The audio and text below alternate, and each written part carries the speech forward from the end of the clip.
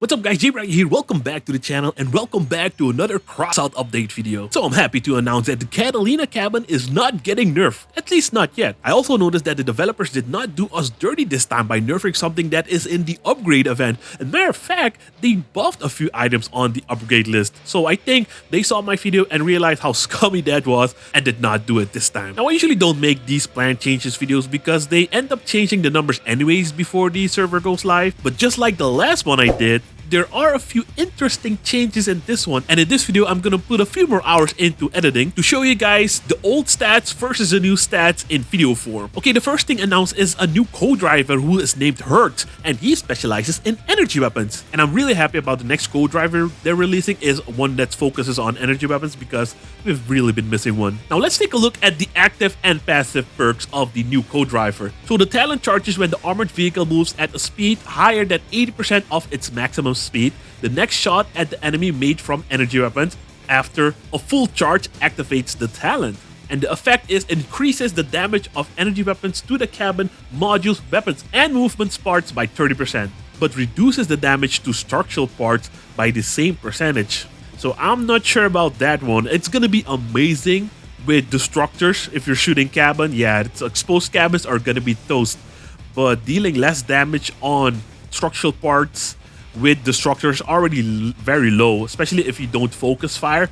So we'll have to see once the update goes live how this talent actually performs. And the passive skills are protective field durability increased by 20%, and this affects all parts that generate a protective shield like the Nova cabin, the Aegis Prime, and the Barrier 9 shield. The next skill is heating rate from enemy weapons reduced by 40%, which is gonna be massive. Well, not as massive as you think, but there's a lot of weapons in Crossout that heat your build, so 40% reduced heating rate might actually come in handy. And the third skill is speed and distance requirements to activate bonuses like perks reduced by 20%, which is also a pretty sweet one. And the third skill might actually pair up very well with the Cheetah engine and drone. So those are the perks of the new Hertz co-driver. We're really looking forward to it. Next up, they mentioned that they're also planning to change some co-driver. For example, the Falcon was too OP. Falcon is like the best co-driver. So they're increasing the challenge charge time from 2 seconds to 3 seconds. And yeah, it's fine. The Falcon co-driver is like the best co-driver. It's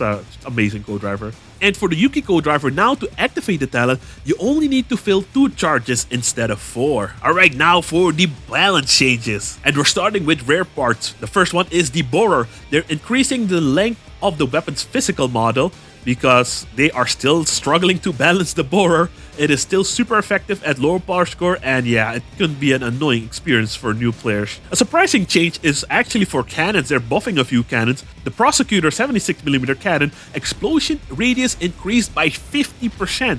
Now I personally think 50% is a big change, big jump.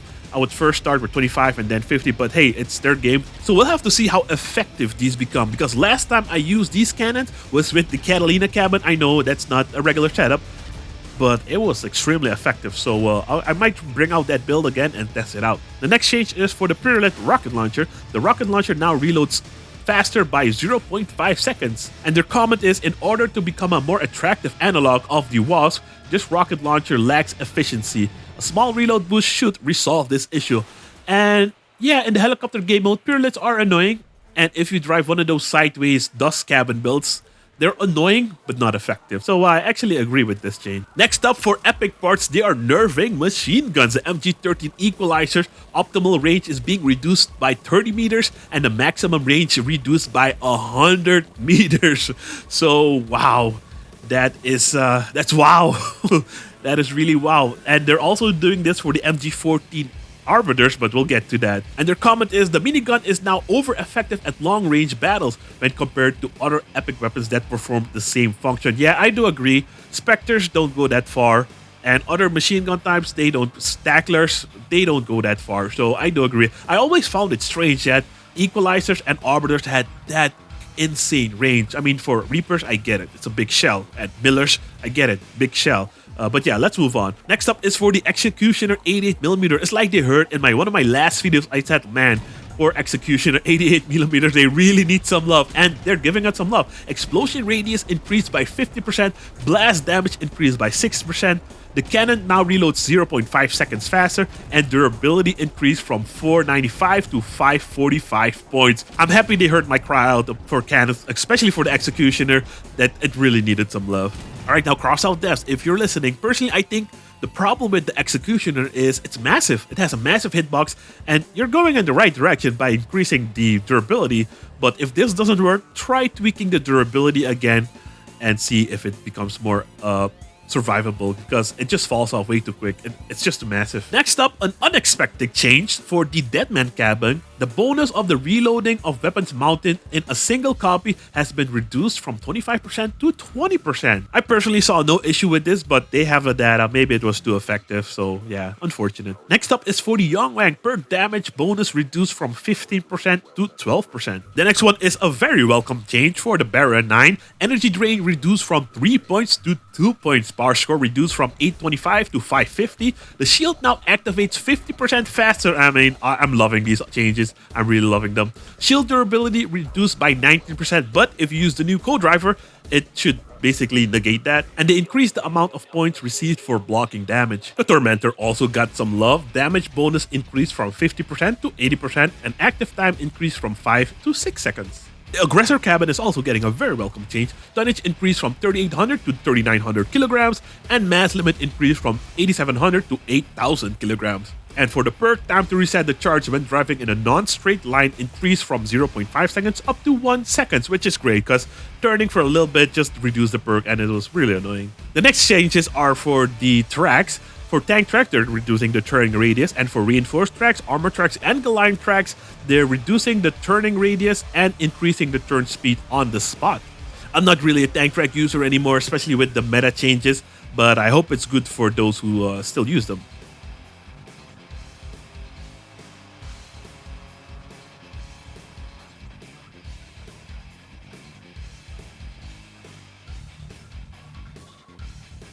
Next up, they're also making some changes to the Icarus 4 and Icarus 7s. They fixed a bug in calculating the acceleration of hovers. Now the mass of the car and number of hovers have a greater impact on acceleration. Oh man, not again. They also reduced the effect of acceleration on tilting of the Icarus 7 hovers, finally. And now the effects of hovers are visible in stealth mode. The detection distance is comparable to the visibility of tracers from ground movement parts. So you already saw sparks, but I'm assuming you'll see more stuff moving around if you're in stealth mode while using hovers. Now for legendary parts, I already mentioned this one earlier. MG14 Arbiter optimal range reduced by 30 meters and maximum range also reduced by 100 meters. Oof, that's gonna be rough. So ever since I made a video on how to build the most effective Arbiter build, like everybody has been using them, consoles, PC, everything, and it got up to a point where they became super annoying in every battle. And people say, yes, because of the hovers. Well, no. Most people just use the Icarus 4 hovers and they have the old performance of the Icarus 7 hover. People just discovered a new meta build that works way more effective than every other build previously made. So yeah, I'm actually happy about this change because I got really sick of these machine gun builds all over the place. And since they nerfed Arbiter and the Reapers are in the upgrade event, they're also buffing it. They improved the physical model of the weapon, accuracy increased by 11%, and optimal range increased by 50 meters. Not a lot, but you know, it'll still help out.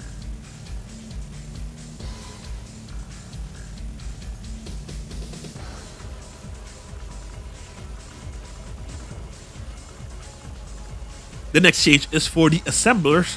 Now the penalty for the weapon's rotation speed is 33% instead of 61 before. And now when the weapon is charged for too long and is being reset, it heats up the weapon by 50% instead of 100% before. Yeah, same thing like the Master Cap, but I don't know why they didn't do this before, but it's a really good change. And the third change is the accuracy without charging increased by 11%. Well, I would say increase the accuracy and the damage because I tried playing the assemblers with not charging the weapon and the damage is horrible. You deal like 700 damage in 10 seconds. Next change is for the Kaiju. Now the weapon fires 2 more shots per burst, and their comment is increasing the burst length should improve the overall efficiency of the weapon but make the use of the perk more dependent on the player's skill. Well, I agree about that. They're making some changes to the Kami cabin again. Tonnage reduced from 4,700 to 4,600 kilograms. Mass limit reduced from 8850 kilograms to 8700 kilograms, and per cooldown is increased from 15 seconds to 16 seconds. Wow, they're really messing up the Kami. I mean, is it really that effective? So their comment is the cabin has high efficiency, which combined with the perk makes certain types of weapons irrelevant. Well, yeah, that's the whole point of the perk. If that was your worry, why put a perk like that in the first place? Next change is for the AM5 Avalanche. Well, this is the only nerfed weapon. Well, not really a nerf, but they're just slightly changing it. That is in the upgrade list. Projectile explosion now deals 30% more damage to your own armored vehicle. So their comment says, in the original form, the weapon could be used as kind of a reusable spear by firing at the enemy at close range. We would slightly reduce the popularity of this type of gameplay by slightly increasing the risk. Well, I kind of agree. I personally don't mind this change. There are some situations where I am in that position where somebody's face hugging me and they just blast around without any consequences. So yeah, reusable spear is not a good thing. Next up, for relic parts, they're buffing the Ripper even more, adding 90% resistance to melee damage to the weapon's disc. So if the discs are in the ground, you'll have a harder time hitting it with your build, with bumpers and blades and stuff like that. You might still be able to shoot them, but I'm not 100% sure on that yet. This durability is reduced from 100 to 50 points, and the physical model of disc is increased to match the size of the visual model. So the Ripper is gonna be a little bit more annoying in combat. Now for some other changes to the handbrake mechanics. Now braking distance when using the handbrake has become shorter, which is good. Now you cannot continue to move forward while the handbrake is used. Disabling the handbrake no longer results in an immediate acceleration. A lot of people use this feature or bug, and it's now gone. So that's gonna be rough, especially in levy climbers. It was a really powerful thing you can use in combat, but now it's gonna be gone. And the third change, when cornering, the reduction in speed is not as severe as when driving in a straight line. This is done in order to preserve the ability to use handbrake to start drifting. Okay, I'm not sure what that means, but you'll be able to drift more at least. So yeah, guys, that was it for the planned changes. Now remember, everything is still subject to change. These are not final. I forgot to mention that in the beginning. But yeah, hopefully you guys enjoyed the video. Hopefully it was informative. Let me know your feedback in your comment section down below, and I'll see you guys in the next one. Have a great day. Peace out.